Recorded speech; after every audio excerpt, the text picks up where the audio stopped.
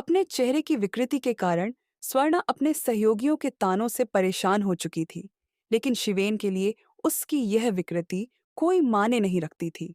शिवेन के उदार स्वभाव से हैरान स्वर्णा के सामने यह राज तब खुला जब वह शिवेन की अनुपस्थिति में उसके घर पहुंची।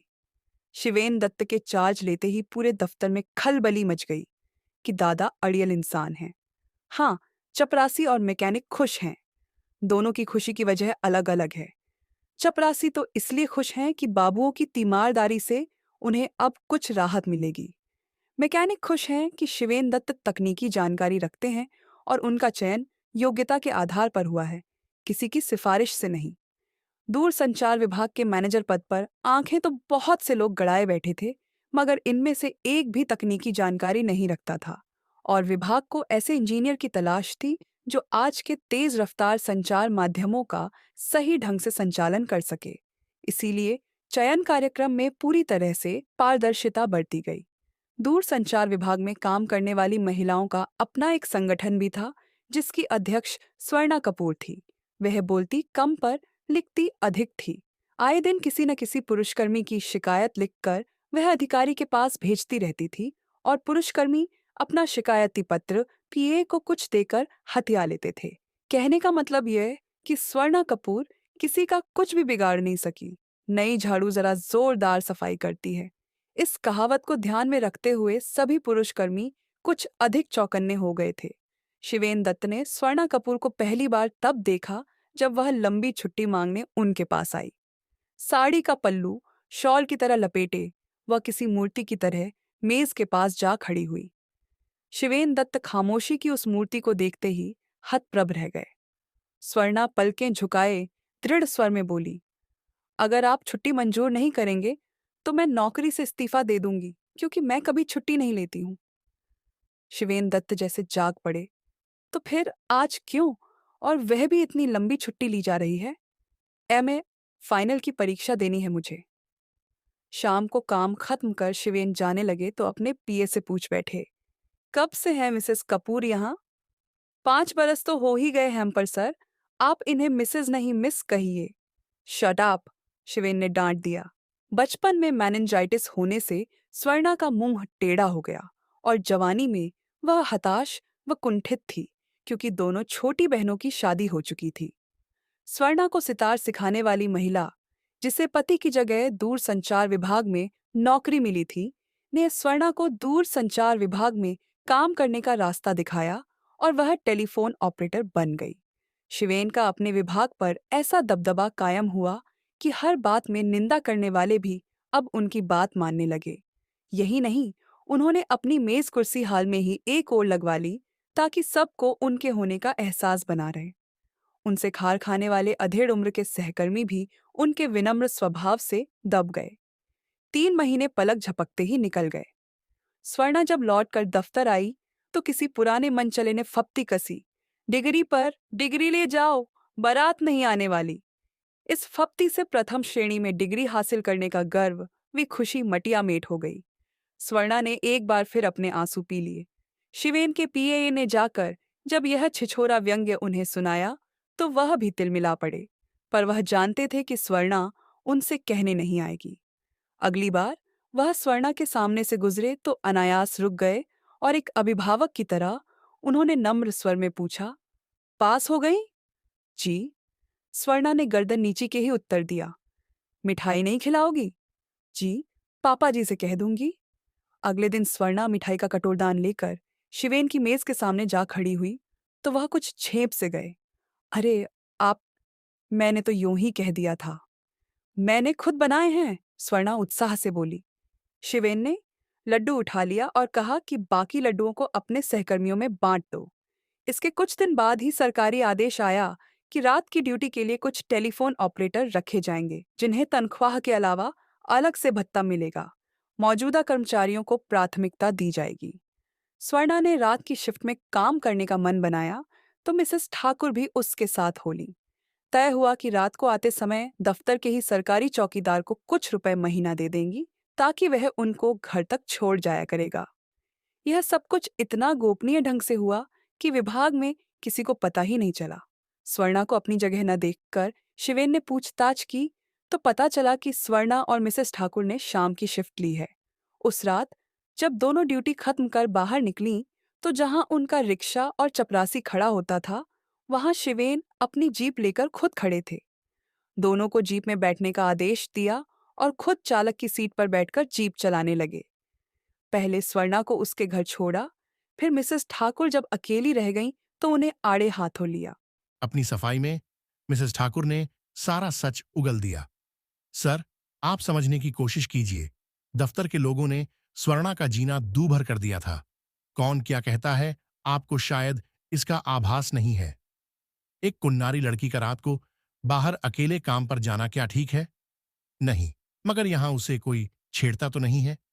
रामदेव जी बाप की तरह उसे स्नेह देते हैं। मैं उसके साथ हूं। रिक्शे वाले को मैं पिछले 15 साल से जानती हूं। अच्छा, आप लोगों को रात के समय घर छोड़ने के लिए कल से आरिफ रोज जीप लेकर आएगा, शिवेन बोले। कुछ ही दिनों में मैं आप लोगों के लिए एक वैन का इंतजाम करा दूंगा। कभी कभी शिवेन विभाग में दौरा करने आते तो स्वर्णा से हालचाल पूछ लेते। धीरे धीरे शिवेन स्वर्णा से इधर उधर की भी बातें करने लगे। मसलन, कौन कौन से लेखक तुम्हें पसंद हैं, कहाँ कहाँ घूमी हो, क्या क्या तुम्हारी अभिरुचि है। स्वर्णा उत्तर देने में झिझकती। मिसेस ठाकुर ने उसे प्यार से समझाया, मित्रता बुरी नहीं होती, बातचीत से आत्मविश्वास पनपता है। एक दिन रामदेव ने कहा, बेटी, शिवेन को तुम्हारी बड़ी चिंता रहती है, और उस पर गहरी नजर डाल दी। स्वर्णा संभल गई।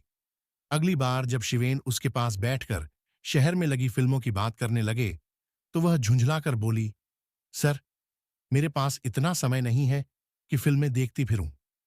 उसकी इस बेरुखी से शिवेन शर्मिंदा हो चुपचाप वहां से हट गए। स्वर्णा का मन फिर काम में नहीं लगा। अनमनी सी सोचने लगी कि सब तो उसके चेहरे का इतिहास पूछते हैं, फिर सहानुभूति जताते हैं और उसके अंदर की वेदना को जगाकर अपना मनोरंजन करते हैं।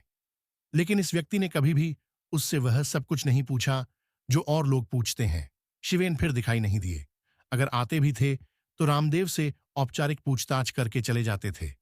उधर स्वर्णा की बेचैनी बढ़ने लगी। हर रोज उसकी आंखें बार बार दरवाजे की ओर उठ जातीं। इतने सरल, स्वच्छ इंसान पर उसने यह कैसा वार किया? क्या बुरा था? दो बातें ही तो वह करते थे। हंसना मुस्कराना जुर्म है क्या? वह तो उसके संग हंसते थे, न कि उस पर।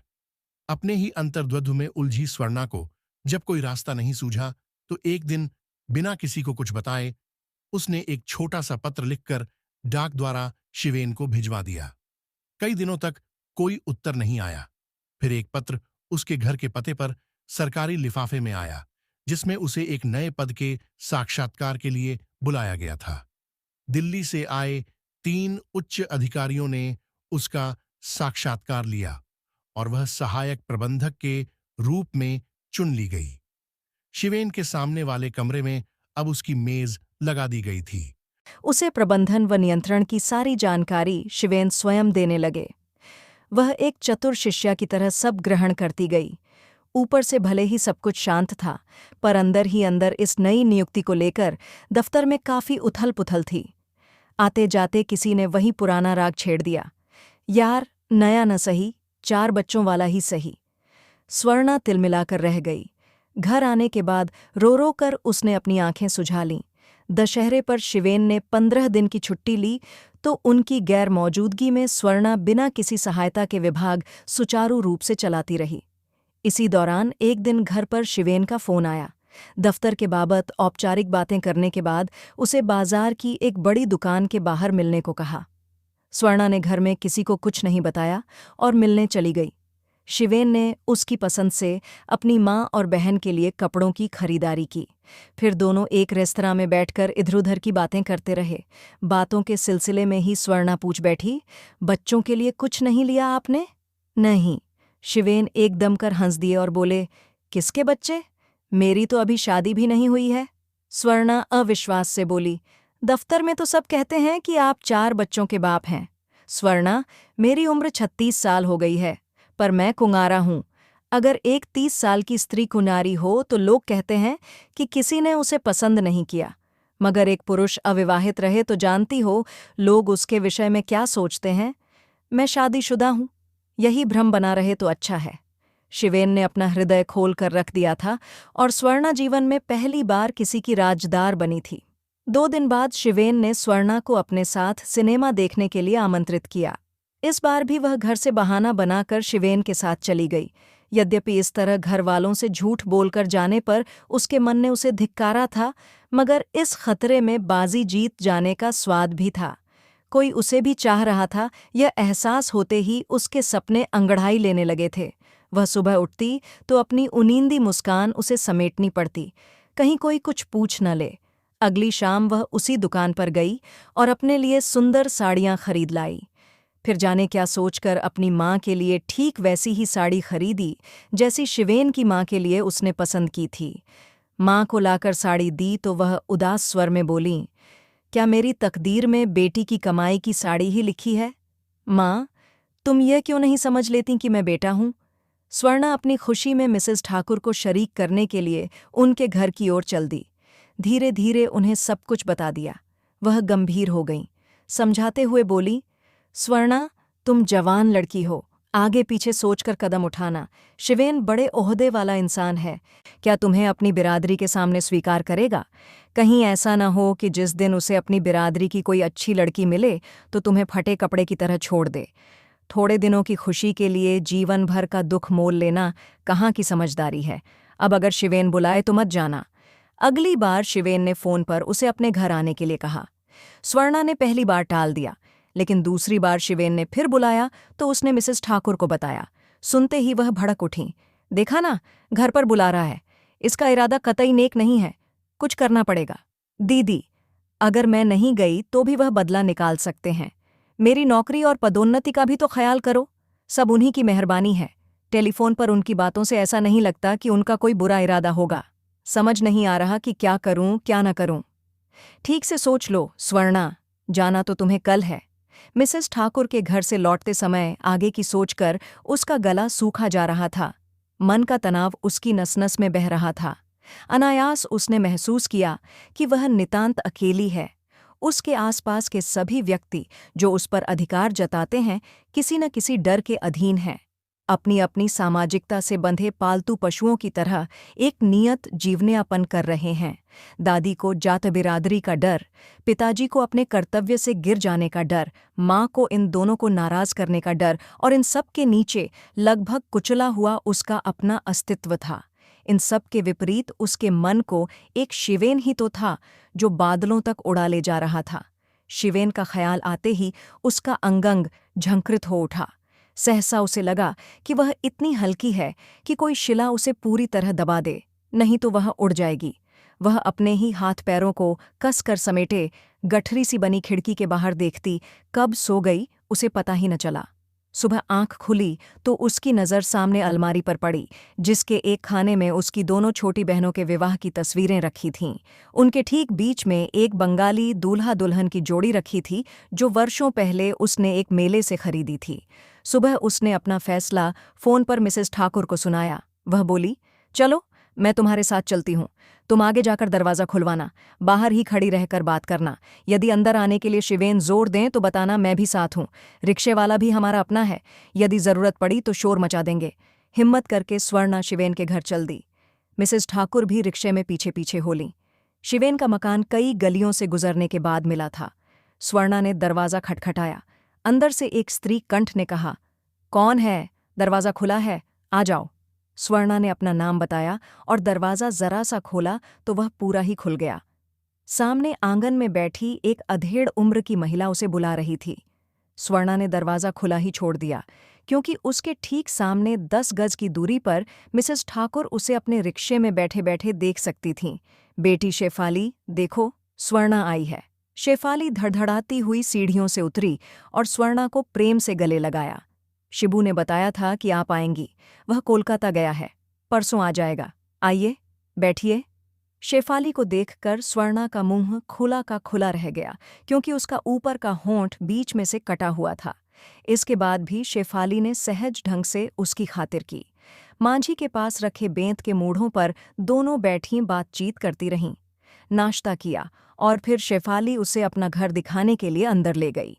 स्वर्णा ने देखा कि शिवेन के कमरे में ढेरों पुस्तकें पड़ी थीं। एक कोने में सितार रखा था।